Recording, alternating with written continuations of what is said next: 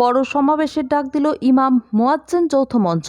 ভাতাবৃত্তি, মুসলিম সমাজের উন্নয়ন সহ একাধিক বিষয়ে ইমাম মুয়াজ্জিন যৌথ মঞ্চের পক্ষ থেকে এক আলোচনা সভার আয়োজন করা হয় রিপন স্ট্রিটের হোটেল হ্যাভেনে। এই আলোচনা সভা থেকেই আগামীতে নেতাজি ইনডোর স্টেডিয়ামে এক বিরাট কনভেনশনের ডাক দেয় ইমাম মুয়াজ্জিন যৌথ মঞ্চ। 2012 সালে বাজার দর অনুযায়ী ইমামদের ভাতা চালু হলেও আজ 10 বছর হয়ে গেল ভাতা বৃদ্ধি হয়নি, বললেন সারা বাংলা সংখ্যালঘু যুব ফেডারেশনের সম্পাদক কামারুজ্জামান। রাজ্যের ওয়াকফ বোর্ড বিভিন্ন মসজিদের ইমাম সাহেবদের ভাতা দিয়ে থাকেন। 2012 সাল থেকে এই ভাতা চালু হয়েছে। তখনকার বাজারের দ্রব্যমূল্য অনুযায়ী ইমাম সাহেবরা 2500 টাকা পেতেন এবং মুয়াজ্জিন সাহেবরা 1000 টাকা। 10 বছর পরে এসে সমস্ত জিনিসের দাম বেড়েছে, কিন্তু ইমাম সাহেবদের এবং মুয়াজ্জিন সাহেবদের ভাতার পরিমাণ বাড়েনি। আমরা একাধিকবার রাজ্য ওয়াকফ বোর্ডের মাধ্যমে রাজ্য সরকারের দৃষ্টি আকর্ষণ করেছি যে ইমামদের ভাতার পরিমাণটা বাড়ানো হোক। ওয়াকফ বোর্ড একাধিকবার প্রতিশ্রুতি দিয়েছেন যে ভাতার পরিমাণ বাড়ানো হবে, কিন্তু ওয়াকফ বোর্ডের যে চূড়ান্ত সিদ্ধান্ত তাতে একটা কাউন্টার সাইন লাগে রাজ্য সরকারের সম্মতি লাগে। কিন্তু ওয়াকফ বোর্ডের চেয়ারম্যানের বক্তব্য হচ্ছে যে রাজ্য সরকারের কাছ থেকে তারা গ্রিন সিগন্যাল পাচ্ছেন না বলেই ইমাম এবং মুয়াজ্জিন সাহেবদের ভাড়াটা বাড়াতে পারছেন না। তাই আমরা সিদ্ধান্ত নিয়েছি যে রাজ্য সরকারের দৃষ্টি আকর্ষণ করার জন্যে আমরা নেতাজি ইনডোর স্টেডিয়ামে বিভিন্ন ইমাম সংগঠনের যৌথ উদ্যোগে আগামী নভেম্বর মাসের মাঝামাঝির দিকে আমরা একটা সমাবেশ করব এবং সেখানে আমরা রাজ্যের মাননীয় মুখ্যমন্ত্রী মমতা বন্দ্যোপাধ্যায়কেও আমন্ত্রণ জানাবো।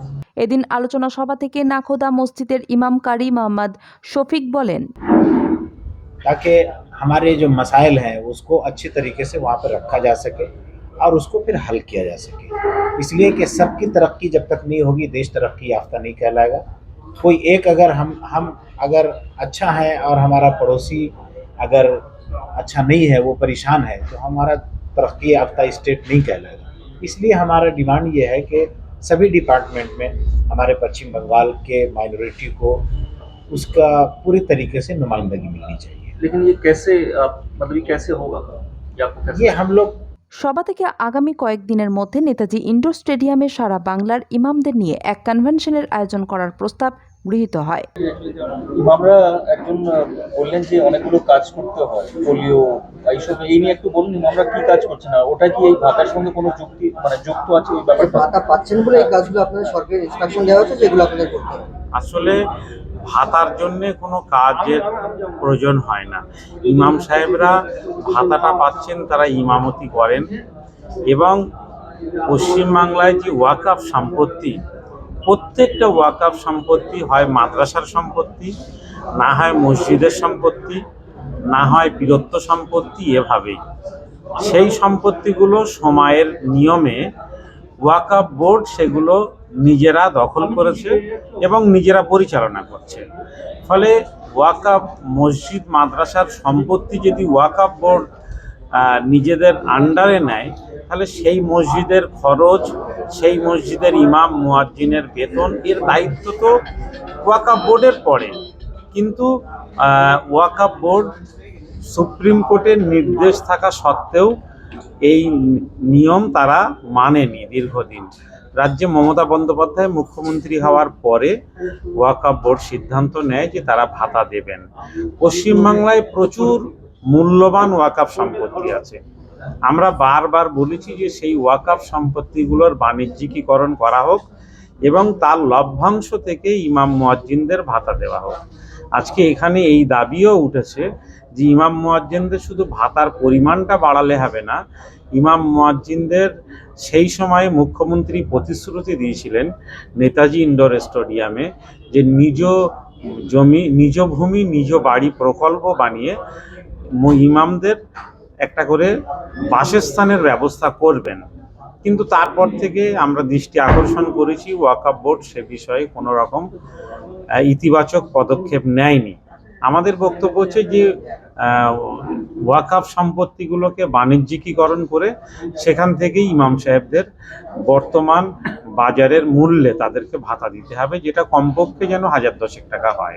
আজকে যে সংস্থা, ওই সংস্থা নিয়ে একটু বলুন যে কি সংস্থা, কারা যুক্ত আছেন সারা রাজ্যতে। আর সেকেন্ড হচ্ছে, আপনি যদি 1, 2, 3 করে 3টে বা 5টে ডিমান্ড বলেন যে এই সংস্থার কি ডিমান্ড এই ভাতা ছাড়া বা ভাতার সঙ্গে। আহ, রাজ্যের বহু ইমাম সংগঠন আছে, সেই ইমাম সংগঠনের যৌথ উদ্যোগে কেবলমাত্র নেতৃস্থানীয় যারা, তাদেরকে নিয়েই আজকের এই সভা হয়েছে। আমাদের প্রথম দাবি হচ্ছে যে ইমাম মুয়াজ্জিনদের বর্তমান বাজার দরে তাদের ভাতা নির্ধারণ করতে হবে এবং সেটা ওয়াকফ বোর্ডকেই দিতে হবে। দ্বিতীয় হচ্ছে যে রাজ্যের ছড়িয়ে থাকা যে ওয়াকফ সম্পত্তি, যেগুলো আজও পর্যন্ত জবরদখল হচ্ছে এবং বেআইনি হস্তান্তর হচ্ছে, সেগুলোকে রক্ষণাবেক্ষণ করতে হবে, বাণিজ্যিকীকরণ করতে হবে এবং তার ফান্ড থেকে মুসলিম সমাজের ইমামদের পাশাপাশি অন্যান্য দরিদ্র মুসলিমদের উন্নয়নের কাজেও লাগাতে হবে।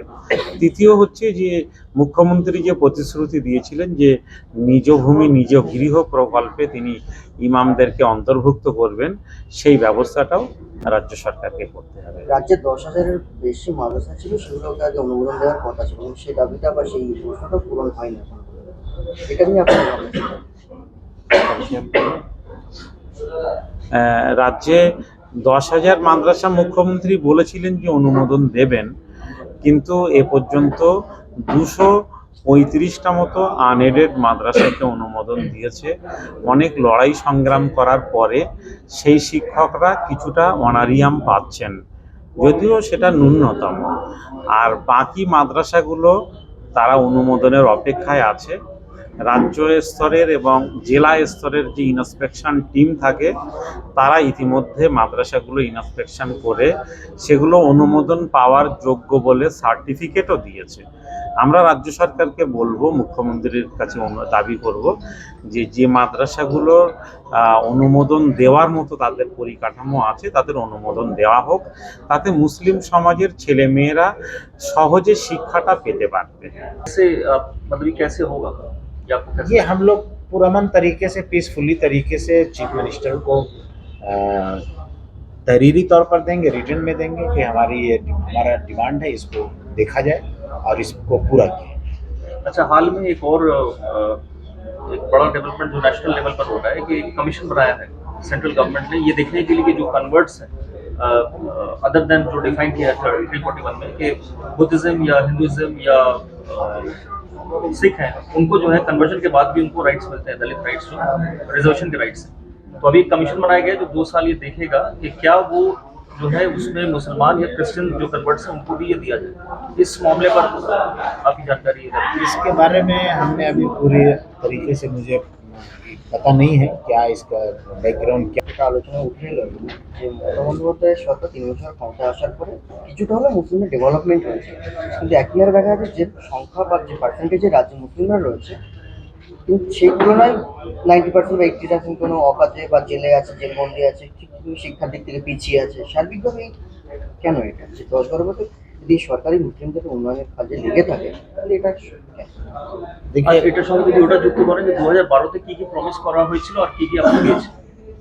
देखिए 2012 में बहुत सारे वादा किए गए थे 2011 से के बाद, उसमें बहुत सारा काम हुआ है, बहुत सारा काम बाकी भी है, कुछ काम पेंडिंग पड़ा हुआ है, शुरुआत करके उसको रोक दिया गया है। किसी वजह से रोक दिया होगा, ये सरकार का अपना समस्या है, हम उसको भी जानना चाहेंगे क्यों रोका गया है।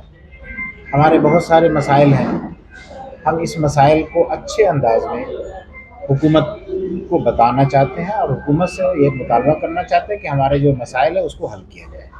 वादे क्या थे 2012 के वादे? वादा ये था कि हमें हमारी पूरी आबादी के हिसाब से नुमाइंदगी भी मिलेगी, नौकरी में भी। सर्विस कमीशन जो है उसमें हमारी नुमाइंदगी नहीं है, और अगर कहीं है तो उसको फुलफिल नहीं किया जाता है। कागज़ में तो है लेकिन प्रैक्टिकल में नहीं है, तो ये भी हम चाहेंगे कि उसको फुलफिल किया जाए। वहाँ पर भी कुछ परेशानी होती है, जो इंटरव्यू के लिए जाते हैं उनके साथ कुछ मसला होता है, तो ये सब चीज़ें जो है इसको पूरी करने की ज़रूरत है। दूसरी बात यह है कि गवर्नमेंट का जितना भी काम होता है, टेंडर होता है, उसमें भी हमारी कोई नुमाइंदगी नहीं है, मुनासिब कुछ भी नहीं है। इक्का दुक्का कहीं नज़र आता है तो नज़र आता है, सारा चीज़ यहाँ से दिल्ली चला जाता है। हमारे पश्चिम बंगाल का जीएसटी हज़ारों करोड़ रुपया दिल्ली चला जाता है। पश्चिम बंगाल को वो रहना चाहिए, पश्चिम बंगाल हमारा डेवलप करना चाहिए, स्मॉल इंडस्ट्री हमारा डेवलप करेगा तो हमारा पश्चिम बंगाल के लोगों को रोज़गार मिलेगा। ये सब चीज़ चला जाता है, जो शायद सीएम को इसका पता है या नहीं है। हम चाहते हैं कि उसको अच्छे अंदाज में उनको बताएं और सीएम इस चीज़ों को गहराई से देखे और इसको समझे। हमारे पश्चिम बंगाल की तरक्की उस वक्त होगी जो तमाम डिपार्टमेंट में पश्चिम बंगाल के लोग काम करें, पश्चिम बंगाल का जीएसटी पश्चिम बंगाल में रहे, यहाँ के लोग उससे फ़ायदा उठाएं, यहाँ के लोगों को रोज़गार मिले।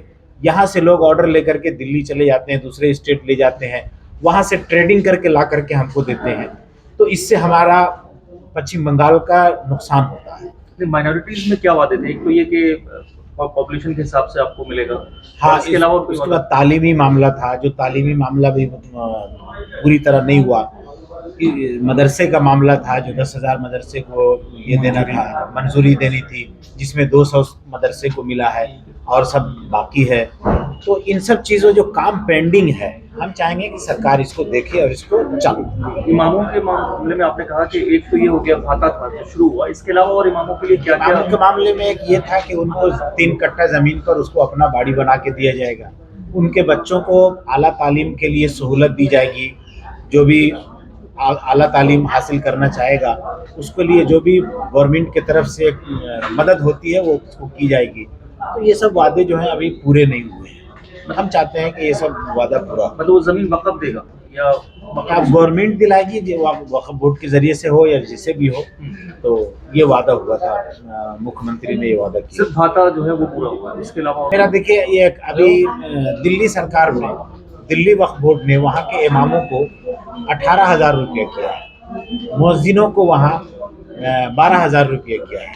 तो हम चाहेंगे कि दिल्ली सरकार के लेवल में कम से कम हो। हम तो चाहेंगे कि उससे ऊपर पश्चिम बंगाल उठे, लेकिन ना हो तो कम से कम उसके लेवल में हो। अच्छा, एक आखिरी बात इस पे, ये जो भाता जो है ये एक पॉलिटिकल इशू ज्यादा बनता है और कहा जाता है कि अपीजमेंट जो है मुसलमानों की जो है, तुष्टीकरण इसको कह रहे हैं, तो इसको आप मानते हैं कि नहीं, अपीजमेंट? देखिए, हमारे पुरोहित जी, हमारे जो पुरोहित हैं पश्चिम बंगाल में, उनको भी दिया जा रहा है और ये खुशी की बात है। ये सरकार जो लोग गरीब हैं, जिनके वसाइल नहीं है, उनको दे रही है, तो ये बहुत अच्छी बात है। इसमें कोई पॉलिटिक्स की कोई बात नहीं है। ये तो जो कमज़ोर तबका है उसको सरकार ऊपर उठा रही है, चाहे पुरोहित को उठाए या इमाम मुअज्जिन को उठाए, ये तो अच्छी बात है। सब लोग ऊपर उठेंगे जब ही हमारा देश, हमारा स्टेट तरक्की करेगा। Bureau report TDN Bangla.